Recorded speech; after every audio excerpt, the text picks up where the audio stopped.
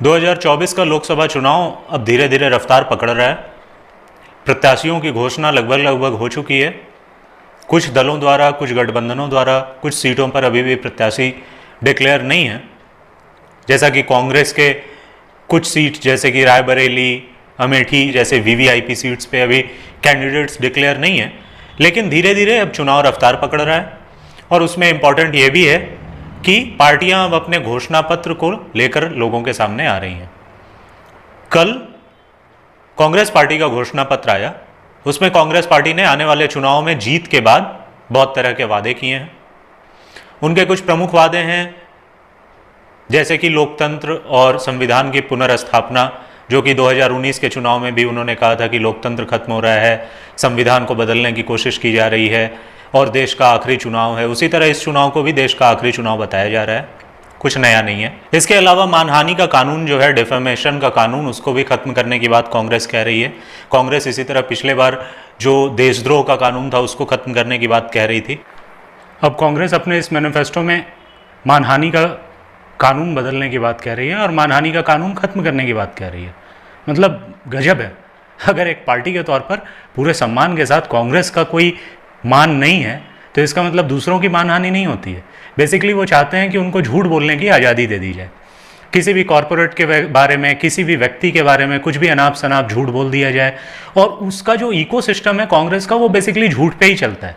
Basically वो हवाबाजी पे चलता है, किसी को भी बदनाम कर देना, किसी को भी झूठ मूठ का हवा बना देना। आदरणीय राहुल गांधी एक मीडिया हाउस का जो मैगजीन है उस पर तो कम से कम पिछले 20 सालों में 25-30 बार रीबॉर्न, रीबर्थ, रीविजिट और न्यू स्टॉर्म और पता नहीं क्या क्या करके आ चुके हैं। तो बेसिकली वो चाहते हैं कि उनका इकोसिस्टम झूठ मूठ में उनकी प्रशंसा करते रहे और उनके विरोधियों के ऊपर कुछ भी झूठ मूठ के आरोप लगाए और उससे उनका मानहानि किया जाए और उनके मानहानि करके उस कॉरपोरेट को नुकसान पहुंचाया जाए, उस व्यक्ति की छवि को नुकसान पहुंचाया जाए, उस व्यक्ति के पॉलिटिक्स को, उस व्यक्ति के करियर को नुकसान पहुंचाया जाए और कुछ भी ना कर सके वो व्यक्ति। बेसिकली कांग्रेस ये चाहती है क्या? लाखों करोड़ों लोग जिनके ऊपर झूठे आरोप लगाए जाते हैं, झूठे आरोप लगा के केसेस किए जाते हैं, जो लोग केस करके निकल जाएं, जो लोग झूठ बोल के निकल जाएं, उसके ऊपर वो व्यक्ति कुछ ना कर पाए।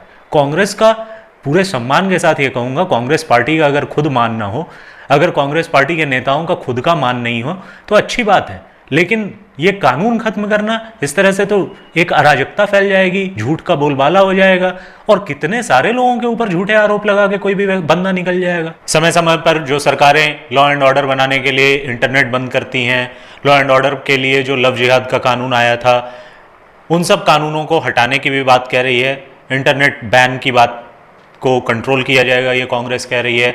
लोगों के असेंबल होने और लोगों के अपने संगठन बनाने को भी कांग्रेस रोकेगी नहीं, जैसा कि किसान आंदोलन और इस समय पर हो रहा था और जिससे लोगों को बहुत सारी तकलीफें हुई, उसको भी कांग्रेस बहुत हद तक रोक नहीं लगाएगी उस पर, ऐसा उसने अपना बताया है। कम से कम प्रत्येक साल 100 दिन संसद चले, इसकी श्योरिटी देने की बात कांग्रेस ने कही है।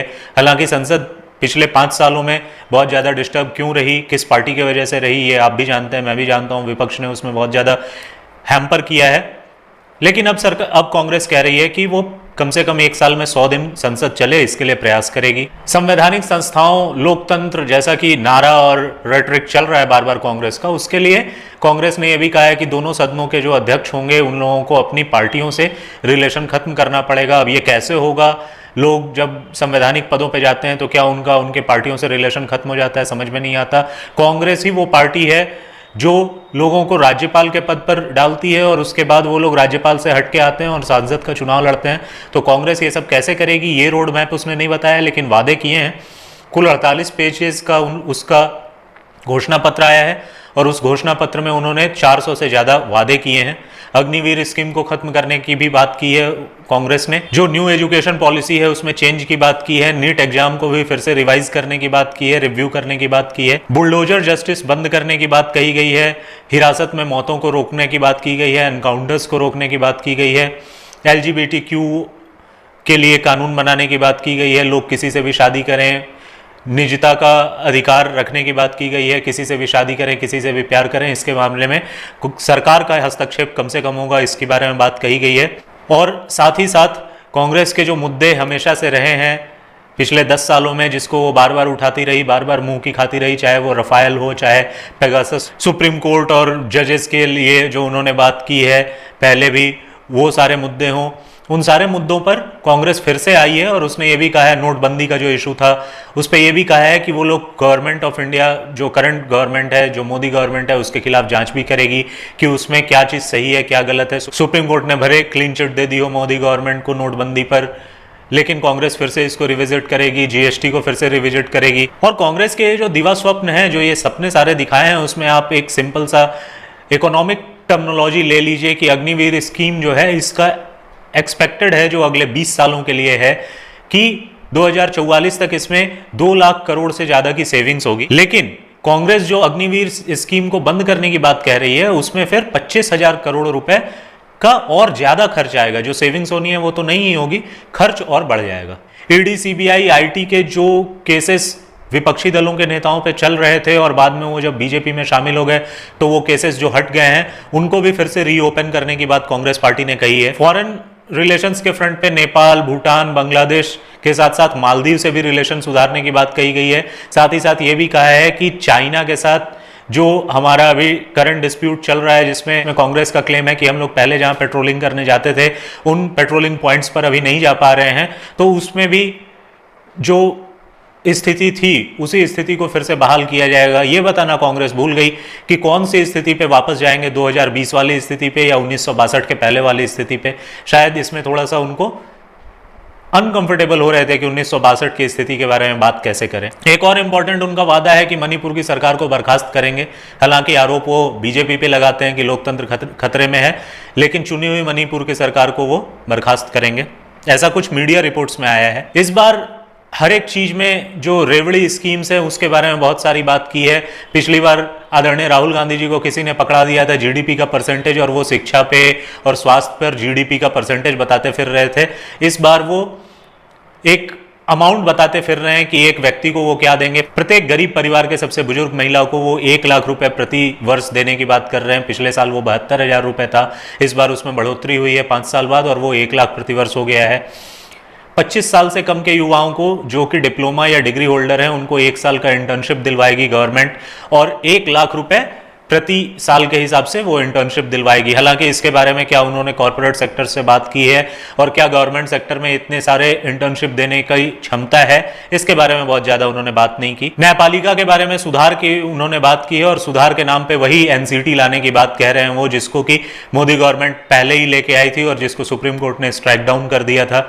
SC ST जजेस के रिक्रूटमेंट की बात वो कर रहे हैं, तो क्या न्यायपालिका में वो आरक्षण लेके आएंगे, इसके बारे में क्लैरिटी नहीं है। हाँ, आरक्षण को लेके उन्होंने बहुत बातें कही हैं। सबसे बड़ा तो जो आदरणीय राहुल गांधी बहुत दिनों से कह रहे हैं, क्या आपका मालिक ओबीसी है, क्या आप ओबीसी हैं, क्या आप SC ST हैं, तो उस पर वो कह रहे हैं कि जातिगत जनगणना पूरे देश में करवाएंगे। हालांकि 2011 में जातिगत शैक्षणिक आर्थिक जनगणना उन्होंने करवाई थी, लेकिन उसका डेटा उन्होंने क्यों पब्लिश नहीं किया ये भगवान जाने। उसी तरह किसानों के लिए MS स्वामीनाथन आयोग की सिफारिश और MSP पे कानून की भी बात वो कर रहे हैं। MS स्वामीनाथन आयोग की जो सिफारिशें थी वो 2006 में आई थी। उसके बाद अभी जो केंद्र सरकार में सांसद हैं और उस समय भी राज्यसभा के सांसद थे शायद आदरणीय प्रकाश जावड़ेकर जी, उन्होंने राज्यसभा में सवाल भी उठाया था कि क्या MS स्वामीनाथन आयोग की सिफारिशों को सरकार लागू करना चाह रही है, तो उस पर उस समय के यूपीए गवर्नमेंट ने उसको फिजिएबल नहीं बताया था। लेकिन अभी आदरणीय राहुल गांधी कह रहे हैं, तो जैसे जातिगत जनगणना 2011 में कराई और उसके डेटा को पब्लिश नहीं किया, उसी तरह अभी वो MS स्वामीनाथन आयोग की सिफारिशें जो 2006 की थी 14 तक उन्होंने लागू नहीं की, उसको फिर लागू करने की बात वो कह रहे हैं। मीडिया से रिलेटेड रूल्स को बदलने की वो बात कह रहे हैं। डिफेक्शन कानून से रिलेटेड रूल्स को वो बदलने की बात कह रहे हैं और कह रहे हैं कि जैसे ही कोई सांसद या विधायक डिफेक्ट करता है अपनी पार्टी से, तो ऑटोमेटिकली उसकी सदस्यता समाप्त हो जाएगी। हालांकि ये कांग्रेस के लिए बहुत जरूरी है, क्योंकि कांग्रेस में जिस तरह की भगदड़ मची है और सभी के सभी आदरणीय राहुल गांधी और कांग्रेस की टॉप लीडरशिप को जिस तरह से ब्लेम कर रहे हैं, इसके लिए जरूरी था कि कांग्रेस ऐसे रूल लेके आए। इसका अभी वादा किया है। अब सवाल यह है कि कांग्रेस सत्ता में आएगी तब ये सब वादे पूरे हो पाएंगे। उस पर से भी ज्यादा बड़ा सवाल है कि कांग्रेस ने एक इंडी अलायंस करके बनाया है। ये कांग्रेस का घोषणा पत्र है या इंडी अलायंस का, या ये हो सकता है कि चुनाव जीतने के बाद वो ये कहें कि हमें चूंकि पूर्ण बहुमत नहीं मिला इसलिए हम लोगों ने इंडी अलायंस का अपना एक कॉमन मिनिमम प्रोग्राम बनाया है और अब हम उस पर रहेंगे, कांग्रेस के घोषणा पत्र को हम लागू नहीं कर पाएंगे। क्योंकि जिस तरह से कांग्रेस ने गारंटियां दी और तेलंगाना में और कर्नाटक में और हिमाचल प्रदेश में उन लोगों ने चुनाव लड़ा और उसके बाद जिस तरह से उस पे बहुत सारे वादे अभी तक पूरे नहीं किए, बहुत सारे वादे पूरे करने में वो लोग ये कह रहे हैं कि हमारे पास फंड की प्रॉब्लम है। चाहे जिस तरह से ओल्ड पेंशन स्कीम पे अभी कांग्रेस ने एक पलटी मारी है और ओल्ड पेंशन स्कीम के बारे में अपने इस घोषणा पत्र में कोई जिक्र नहीं किया है और प्रेस कॉन्फ्रेंस में ये कहा कि चूंकि सरकार ने एक कमेटी बनाई है इसलिए हम उसके रिपोर्ट का इंतजार करेंगे। तो सरकार ने ही एक कमेटी बनाई थी एमएस स्वामीनाथन, उसके रिपोर्ट को तो उन्होंने लागू किया नहीं, 2006 से 2014 तक बैठे रहे। अभी सरकार की कमेटी अगर कह भी देती है ओपीएस तो क्या कांग्रेस उसको लागू करेगी? उसकी वो समीक्षा करेंगे, उसके बाद कहेंगे। तो कांग्रेस ओपीएस पर, जातिगत जनगणना पर मध्य प्रदेश, राजस्थान, छत्तीसगढ़ में चुनाव लड़के देख चुकी है। वो चुनाव उसके बाद भी वो हार गई थी, इसलिए शायद इन सारे मुद्दों से वो बचने की कोशिश कर रही है, लेकिन जातिगत जनगणना को अभी भी ला रही है। तो कांग्रेस को दरअसल कंफ्यूजन है। कांग्रेस को दरअसल ये लग रहा है कि हमें अपना वोट बढ़ाना या अपनी क्लैरिटी देने से ज्यादा ये जरूरी है कि बीजेपी के वोट्स में कंफ्यूजन क्रिएट करें, जातिगत आधार पर बीजेपी के वोट को तोड़ें, कम्युनल रैंक्स पर बीजेपी को हम डिस्टर्ब करें। इसलिए ओपीएस की बात तो वो नहीं कर रही है, लेकिन जातिगत जनगणना अभी भी कह रही है। ओपीएस पे राजस्थान में वो हार गई लागू करने के बावजूद, शायद इसलिए ना कर रही हो, तो जातिगत जनगणना पे भी हार गई, तब फिर वो क्यों नहीं लागू, वो उसके लिए क्यों वो कह रही है, भगवान जाने। तो कांग्रेस का दरअसल ये है कि आम जनता को ना जातिगत जनगणना से फर्क पड़ता है ना ओपीएस से फर्क पड़ता है। कितने सारे लोग नौकरियों में हैं और वो कितने वोट हैं, और उनमें से भी कितने लोग ये सोचते हैं कि ओपीएस उनके लिए जरूरी है, कितने लोग ये सोचते हैं कि सरकारी नौकरी और जातिगत जनगणना उनके लिए जरूरी है, भगवान जाने। लेकिन देश का नागरिक आज के डेट में एक ब्रॉडर पर्सपेक्टिव देखता है, और मेरा जो विचार है कि ओपीएस और जातिगत जनगणना इस तरह की चीजें बहुत ज्यादा इफेक्ट नहीं करती लोगों को। ये और स्ट्रांग इस बात से होता है कि राजस्थान, छत्तीसगढ़, मध्य प्रदेश में ये सारे वादे करने के बाद भी कांग्रेस औंधे मुंह गिर गई। तो आज का नागरिक जो है वो दूसरे पक्ष में सोच रहा है, और जो पूरी की पूरी इंटेलिजेंसिया है, जो लोग सपोर्ट करते हैं कांग्रेस को और जो लोग ज्ञान देते हैं इस तरह की पार्टियों को, वो लोग जमीन से कटे हुए हैं। वो वही 20 साल, 25 साल, 50 साल पुराने आइडियाज को लेकर चल रहे हैं और सोचते हैं उससे चुनाव जीत लेंगे और लड़ लेंगे। भगवान भला करे उनका, लेकिन ये इस तरह के मुद्दे और ये रेवड़ी कल्चर अब चलती नहीं, क्योंकि लोगों ने ये देखा है। हिमाचल प्रदेश में आप आए, आपने कहा कि ओपीएस लागू करेंगे और बहुत तरह की रेवड़ियां बांटी, और हिमाचल प्रदेश में चुन के आने के तुरंत बाद पेट्रोलियम पे टैक्सेशन बढ़ा दिया, तो ये लोगों को दिखता है। कर्नाटक में आपने कहा कि हमारे प्रोमिसेस को पूरा करने के लिए ही हमारे पास फंड पर्याप्त नहीं है, इसलिए डेवलपमेंट के अभी काम रुक जाएंगे। केरल का मॉडल सबके सामने है कि उन्होंने सुप्रीम कोर्ट में जाके अर्जी लगाई कि हमें और लोन लेने के लिए अलाउ किया जाए, और सुप्रीम कोर्ट ने उनको बैरंग वापस कर दिया। तो रेवड़ी कल्चर कहीं ना कहीं उसकी सीमा है। पंजाब में आपने देखा, पंजाब चुनाव के पहले आदरणीय अरविंद केजरीवाल तो इस तरह बोलते थे कि इतना का बजट है, उसमें इतना घोटाला होता है, जैसे लोगों की सैलरी देने में भी करप्शन होता है और उसको वो रोक देंगे। और हुआ ये कि जैसे ही चुनाव जीते, पंजाब के मुख्यमंत्री आदरणीय भगवंत सिंह मान चले आए दिल्ली, और उन्होंने मांग की कि हमें 2 साल तक 50-50 हजार करोड़ का एक पैकेज दिया जाए। क्यों दिया जाए? क्योंकि उन्होंने वादा कर दिया था, अपना वादा किया था, अपने सोर्सेस से तय करो ना यार। इसके लिए केंद्र सरकार को दोष भी दोगे और उसके बाद केंद्र सरकार से मदद भी मांगोगे। प्राइवेट सेक्टर में भी आरक्षण की बात उन्होंने की है। उन्होंने इंटर्नशिप का, जैसे मैंने आपको बताया, वो प्राइवेट सेक्टर में भी शायद देंगे। लेकिन क्या प्राइवेट सेक्टर आरक्षण के लिए, प्राइवेट सेक्टर इंटर्नशिप के लिए तैयार है? जैसा कि रिपोर्ट्स आते हैं, जो इंडियन ग्रेजुएट्स का हाल है क्या, और जिस तरह से भारत में शिक्षा व्यवस्था है, जिस तरह प्राइवेट शिक्षा व्यवस्था ने डिग्रियां बेचनी शुरू कर दी हैं, बांटनी शुरू कर दी हैं, क्या वो लोगों को कोई भी इंटर्नशिप में रखेगा? और क्या उसके ऊपर कहीं कुछ बात हुई है? ये भी एक बहुत बड़ा सवाल है। एक, हर जिले में, हर शहर में अंबेडकर लाइब्रेरी शुरू करने की बात की है। निश्चित तौर पर ये जो हरिजन वोट है और जो वनवासी वोट है उसको खींचने के लिए ये बातें की गई हैं, क्योंकि असलियत तो ये भी है कि आदरणीय अंबेडकर जी को हराने के लिए खुद आदरणीय प्रथम प्रधानमंत्री नेहरू जी उनके खिलाफ प्रचार करने गए थे। आदरणीय अंबेडकर जी को भारत रत्न भी तब मिला जब कांग्रेस की सरकार नहीं थी और आदरणीय वीपी सिंह जी की सरकार थी। इसके अलावा फ्रीबीज में एमएसपी की गारंटी वाला कानून उन्होंने कहा है इसके अलावा स्टूडेंट्स लोन जो है उन सारे को वेव ऑफ करने की बात कही है। स्टूडेंट लोन का जो फाइनेंशियल डेटा है वो ये है कि पिछले फाइनेंशियल ईयर में जो स्टूडेंट लोन का आउटस्टैंडिंग था वो तकरीबन 97,000 करोड़ था। अब कांग्रेस है, उसके पास पैसों की कमी नहीं है, पता नहीं वो कहां से ले आएगी। 1,19,000 करोड़ का लॉस प्लस 25,000 करोड़ एक्स्ट्रा खर्च अग्निवीर स्कीम पे, तकरीबन 1,00,000 करोड़ रुपए खर्च स्टूडेंट क्रेडिट कार्ड पे। और जब इस पे बात करो आप तो तुरंत चला आता है कि कॉर्पोरेट टैक्स घटा दिया था। 1,50,000 करोड़ रुपए अगर हर साल कॉर्पोरेट टैक्स घटाया था तो कॉर्पोरेट्स उस सेविंग्स को इन्वेस्टमेंट के रूप में वापस कर रहे हैं। कम है तो उसको बेहतर करने की बात नहीं कह रहे हैं, लेकिन कॉर्पोरेट्स को गाली देना फैशन है। उसी तरह यह भी फैशन में है कि कॉर्पोरेट्स का एनपीए है उसको लोन माफ कर दिया। एनपीएस को राइट ऑफ करना लोन माफ करना नहीं होता है। और अगर कोई फिनांस एक्सपर्ट हो जो ये बता सके कि एनपीएस को राइट ऑफ करना बुक से उसको माफ कर देना है तो प्लीज जरा ये बताने का कष्ट करें कि कौन से ऐसे फिनांस एक्सपर्ट ने बताया है। लेकिन रेटरिक पे चुनाव लड़े जाते हैं तो रेटरिक है, घोषणा पत्र भी लीगली बाउंडेड तो है नहीं, तो जो घोषणा करना है कर दो। अपनी 100 सीटों का ठिकाना नहीं है। बीजेपी 400 पार कह रही है और कांग्रेस 40 पार के लिए उम्मीद लगाए है, इसलिए चूंकि हम विपक्ष में हैं हमें तो पूरा करना नहीं है। और जिन राज्यों में हमने वादे किए हैं वहां हमने पूरे नहीं भी किए तो भी चलता है, तो आप वादे कर दो। अडानी अंबानी को गाली देना फैशन है और हमारे हर राज्य की हर सरकार अडानी और अंबानी के साथ काम कर रही है, अडानी को प्रोजेक्ट्स पे प्रोजेक्ट्स दिए जा रही है। तो कांग्रेस पार्टी है, कुछ भी कह सकती, ये वही कांग्रेस पार्टी है। और इस कांग्रेस पार्टी के घोषणा पत्र बनाने वाली समिति के अध्यक्ष वही आदरणीय चिदंबरम जी थे जो 2012 में महंगाई की दरों के बारे में ये कहते थे कि मेरे पास कोई जादू की झड़ी नहीं है जो मैं घुमाऊं और महंगाई को कम कर दूं।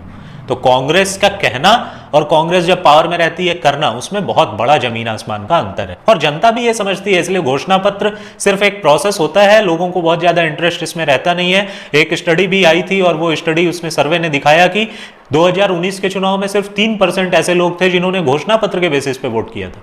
आप समझ लीजिए, कांग्रेस ने मनरेगा की मजदूरी को 289 रुपीज जो करंटली है उससे बढ़ाकर 400 रुपीज करने का सोचा है। इसका फाइनेंशियल इंप्लीकेशन क्या है आप इसी से अंदाजा लगा लीजिए कि आज के डेट में मनरेगा का बजट 86,000 करोड़ का है ईयरली, जबकि मनरेगा का वेजेस जो है वो 289 रुपीज है। 400 जाएगा तो कैलकुलेट कर लीजिए उसको।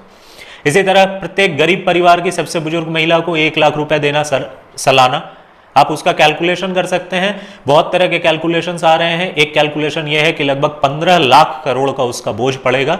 तो इससे आप अंदाजा लगा लीजिए रेवेन्यू जो है भारत की सरकार का टैक्सेस से वो 35-36 लाख करोड़ का रहता है। तो आप अंदाजा लगा लीजिए कांग्रेस इसको कैसे पूरा करेगी। जीएसटी में बदलाव और जीएसटी को रिव्यू करने की बात कांग्रेस कह रही है। ये वही जीएसटी है जिसको सबसे पहले कांग्रेस की यूपीए गवर्नमेंट ही लाना चाहती थी। आदरणीय पूर्व राष्ट्रपति प्रणब मुखर्जी जी ने इसको इनिशिएट किया था, लेकिन अब उसमें वो बदलाव लाने की बात कह रहे हैं। बीजेपी के ऊपर वॉशिंग मशीन का आरोप लगा रहे हैं और ये कह रहे हैं कि जो बीजेपी में नेता गए हैं उनके केसेस अगर बंद हुए हैं तो उनको फिर से ओपन करेंगे। और ये आरोप बहुत ज्यादा बड़ा हमेशा से कांग्रेस लगाती है। क्या जब वो नेता कांग्रेस में थे तो कांग्रेस ने माना था कि वो आरोप सही है? जब कांग्रेस में रहते हैं तो उन आरोपों को नहीं मानती, जब बीजेपी में जाते हैं तो वो आरोप कांग्रेस सही मान लेती है और उसके ऊपर अगर केसेस बंद भी हो जाते हैं तो भी उसको गलत मानती है। लेकिन कांग्रेस में रहते केसेस हो जाते हैं तो उसको वो गलत मानती है। तो कांग्रेस का ये कहना है कि चित भी मेरी, पट भी मेरी और अंटा जो है वो भी मेरा।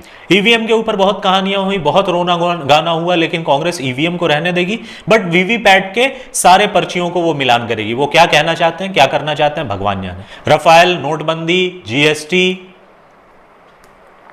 इलेक्टोरल बॉन्ड, पीएम केयर, इन सब की जांच होगी। कांग्रेस ने बेसिकली ये जो घोषणा पत्र जारी किया है इस पे मोदी इंपैक्ट है और आदरणीय प्रधानमंत्री मोदी के जितने स्कीम्स हैं, जितनी चीजें हैं, उन सब में वो घोटाला देख रहे हैं क्योंकि 10 सालों में कोई स्टैब्लिश नहीं कर पाए। और क्योंकि आदरणीय राहुल गांधी खुद जमानत पे चल रहे हैं इसलिए वो चाहते हैं कि एक आरोप तो कम से कम लगा दें। पिछला चुनाव रफाल के मुद्दे पर लड़ा था, उसमें जबरदस्त मुंह की खाई, सिर्फ चुनाव में ही नहीं कोर्ट में भी उसके ऊपर माफी मांगना पड़ा उनको।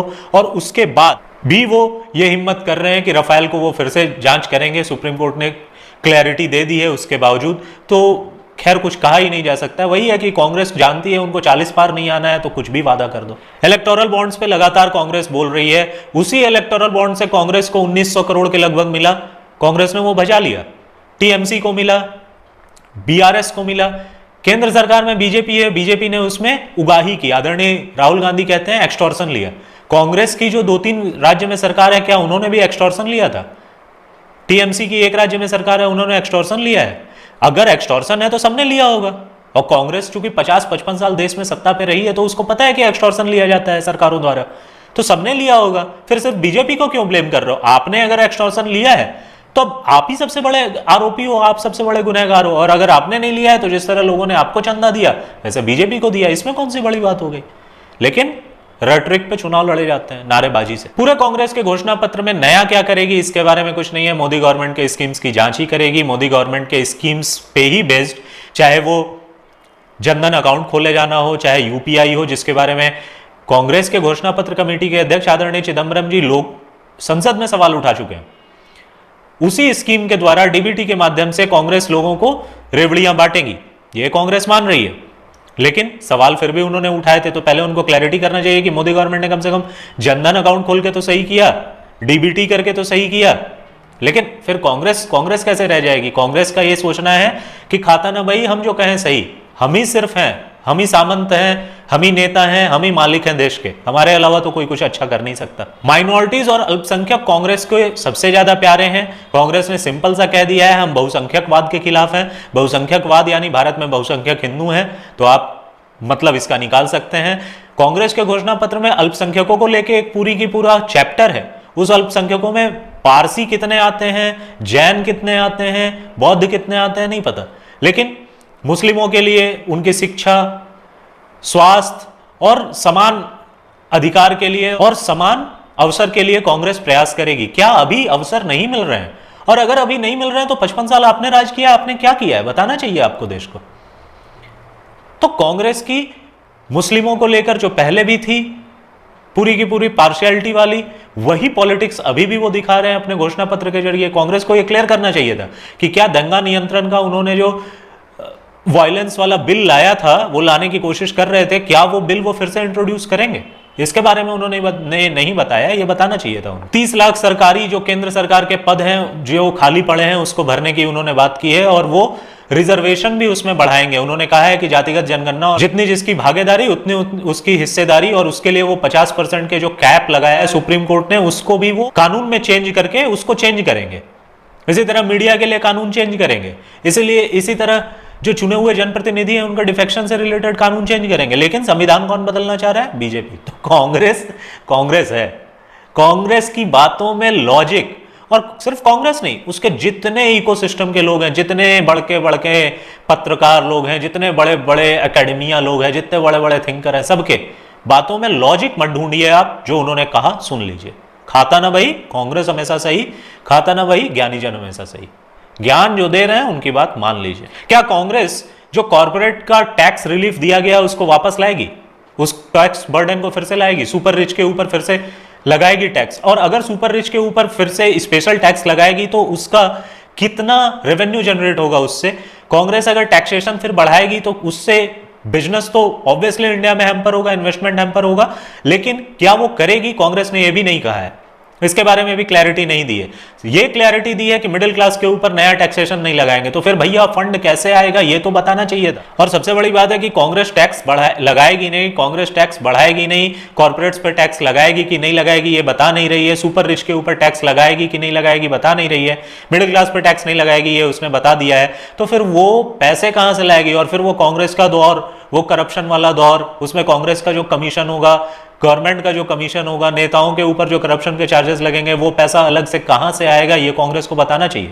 और जब मिडिल क्लास पे टैक्सेशन नहीं लगाएगी तो ऑब्वियसली जो रईस फार्मर्स हैं जो कि मर्सिडीज की गाड़ियां लेके आंदोलन करने आते हैं, जो कि फोर्ड की गाड़ियां लेकर आंदोलन करने आते हैं, वहां मसाज और स्पा और क्या नहीं चल रहा हो वो आंदोलन करने आते हैं, उनके ऊपर तो टैक्स लगाने की बात ही नहीं। तो फिर ये एमएसपी के लिए जो 10 लाख करोड़ का एक बर्डन लोग ऐसा कैलकुलेट कर रहे हैं वो आएगा, वो कहां से लाएंगे इसके बारे में भी नहीं। अब कॉर्पोरेट को टैक्स रिलीफ देने को आप सब जगह नहीं ना जोड़ सकते हो कि 15 लाख करोड़ हम सालाना देंगे, 1 लाख रुपए सालाना के हिसाब से प्रत्येक गरीब परिवार को, और उसी से हम एमएसपी भी दे देंगे और ये भी कर लेंगे वो भी कर लेंगे। कांग्रेस को ये क्लैरिटी देनी चाहिए थी। लेकिन कांग्रेस का जो ट्रैक रिकॉर्ड है, एमएस स्वामीनाथन की रिपोर्ट 2006 में आई, 2006 से 14 तक वो बैठे रहे, कुछ नहीं किया। 2011 में कास्ट सेंसस आया, 14 तक वो बैठे रहे, उन्होंने कुछ नहीं किया, अब फिर से वो वादे कर रहे हैं। और जाति जनगणना में एक फैक्ट ये भी है कि जो ओबीसी का रिजर्वेशन आया वो भी आदरणीय अंबेडकर जी को भारत रत्न देने की तरह ओबीसी रिजर्वेशन भी आदरणीय वीपी सिंह ने लागू किया, और आदरणीय पूर्व प्रधानमंत्री राजीव गांधी जी ने उसको अपोज किया था संसद में। पानी पी पी कर, जिसको लिटरली कहते हैं, आदरणीय अमित शाह ने बताया था कि 6 बार आदरणीय राजीव गांधी जी ने पानी पिया था उसके लिए अपने उस भाषण में। तो कांग्रेस का जो ट्रैक रिकॉर्ड है, व्यक्ति घोषणा पत्र नहीं देखेगा कि फ्यूचर में क्या करेंगे, क्या वो कह रहे हैं, वो ये देखेंगे उन्होंने क्या किया है। कांग्रेस के पास बहुत अभी जवाब देना बाकी। कांग्रेस इतनी कंफ्यूज है कि एक तरफ वो कहती है कि कास्ट बेसिस पर लोगों के साथ भेदभाव होता है, और दूसरे तरफ ये कहती है कि लोगों में वेल्थ की डिस्पैरिटी है। वेल्थ और कास्ट, क्या इनमें कोई स्टडी है जो ये बता सके कि इसमें कोई कोरिलेशन है? तो कांग्रेस जो रिजर्वेशन देगी वो किस बेसिस पे देगी, कास्ट के बेसिस पे या वेल्थ के बेसिस पे? रेटरिक देना है कांग्रेस को, रेटरिक वो सही दे रही है। लोग भले नहीं बर्दाश्त करें, लोग भले नहीं माने, और आज देश का नागरिक, इससे फर्क नहीं पड़ता उसको कि उसको क्या मिल रहा है, लेकिन वो सोचता है कि मैं जो दे रहा हूं वो पूरा का पूरा सही जगह पर इस्तेमाल हो, और मेरे नाम पे जो मिल रहा है वो पूरा का पूरा मुझे मिले। और दोनों चीजों पर मोदी गवर्नमेंट बहुत सॉलिड उतर रही है। और कांग्रेस जिस तरह के वादे कर रही है वो तेलंगाना और कर्नाटका में करके दिखाए ना। तेलंगाना कर्नाटका में फंड की कमी थोड़े है, वहां पर स्टार्टअप्स की कमी थोड़े है, वहां पर जॉब्स की कमी थोड़े है, वहां प्राइवेट सेक्टर के इन्वेस्टमेंट की कमी थोड़े है। वहां वो ओल्ड पेंशन दे दे, वहां पर वो लोग इंटर्नशिप दे दें, वहां पर 1 लाख प्रत्येक परिवार को दे दें। वहां के मुख्यमंत्री तो इस पे तैयार नहीं हो रहे हैं। ईवीएम के ऊपर सवाल उठाना है, लेकिन अब चूंकि लोग कहने लगे हैं कि ईवीएम से जब अपनी सरकार चुनी जाती है तो शपथ ले लेते हो। कांग्रेस को चाहिए कि उनकी सरकारें इस्तीफा दे दें कि हम ईवीएम से नहीं चुने जाएंगे, हमें जब तक बैलेट से नहीं चुना जाएगा हम नहीं मानेंगे, तब ना। तो कांग्रेस फिर वो तो कर नहीं पाएगी, क्योंकि उसके जो क्षेत्रीय छत्रप है, आज कांग्रेस बोले और कल आदरणीय सिद्धारमैया वहां रिवोल्ट कर जाएं कर्नाटका में। तो कांग्रेस का कुल मिला के जो घोषणा पत्र है वो कंफ्यूजन का है। दूसरी बात, कांग्रेस जानती है कि उसको 40 पार भी नहीं करना है, इसलिए जो फ्रीबीज, जो कहना है कह दो, जितनी चीजें हैं बोल दो, करना तो वो है नहीं। और कांग्रेस ने जो वादे किए हैं वो कांग्रेस को पहले अपने राज्यों में शुरू करना चाहिए, और राज्यों पे जो उसकी हिस्ट्री है, अभी जो करंट हिस्ट्री है वो भी बहुत गड़बड़ चल रही है। जो कांग्रेस ने पहले सरकारों में रह के किया है वो भी बहुत गड़बड़ है। और सबसे बड़ी बात यह है कि कांग्रेस की जो हिस्ट्री है वो देखकर लोग इतने सारे वादों पे शायद ही यकीन करें, और लोग ऐसा कर भी रहे हैं। राजस्थान, मध्य प्रदेश, छत्तीसगढ़ के चुनाव में कांग्रेस ने इस तरह के वादे किए, इस तरह के वादे करके वो देख चुकी। और जनता आज के डेट में, मैंने जैसा आपको बताया कि स्वार्थ सिर्फ नहीं देखती है, ये भी देखती है कि मेरे से जो पैसे लिए जा रहे हैं वो सही जगह इस्तेमाल हो, और मुझे मेरे हक का जो मिल रहा है वो बिना किसी शोर शराबे, बिना किसी कट कमीशन के मिल जाए। और इस पे आदरणीय नरेंद्र मोदी की सरकार खरी उतर रही है। इसलिए कांग्रेस के लिए इन सब लोक लुभावन घोषणाओं के बाद भी बहुत कठिन है डगर पनघट की, बहुत ज्यादा कठिन। धन्यवाद।